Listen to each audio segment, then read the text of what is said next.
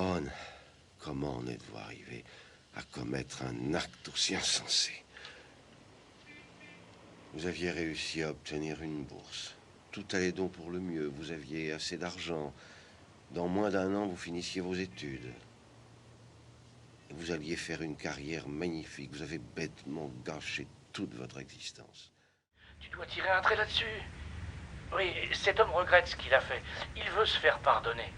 Tu devrais comprendre ça. On te demande juste d'oublier.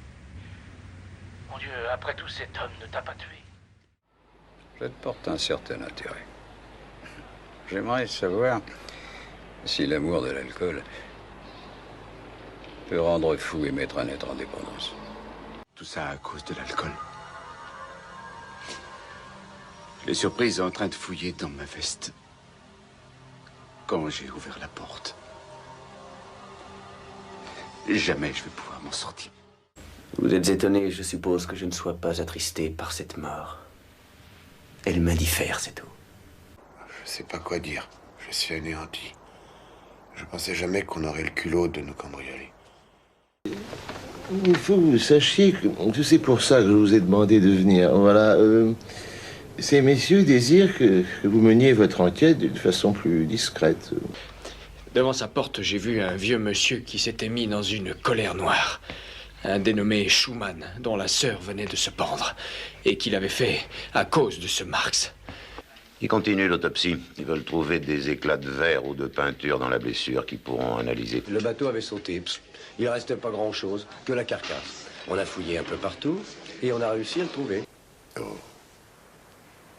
Il n'y a rien dans le dossier. Ce qu'on peut faire, c'est d'essayer de savoir si des prisonniers du temps de Binnert sont encore en prison, seulement.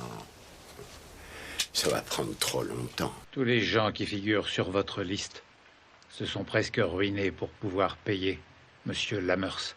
Ils ont payé comptant et sans marchander. Seulement Lamers a trompé ces gens. Il voulait vendre 2 fois la même chose. Ordure!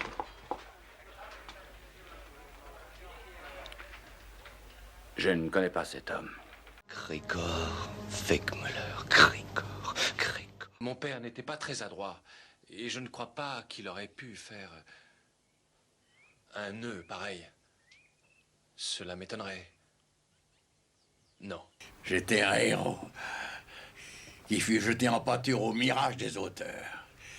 Et il faut que je note cette phrase-là tout de suite. Je la mettrai dans mes mémoires.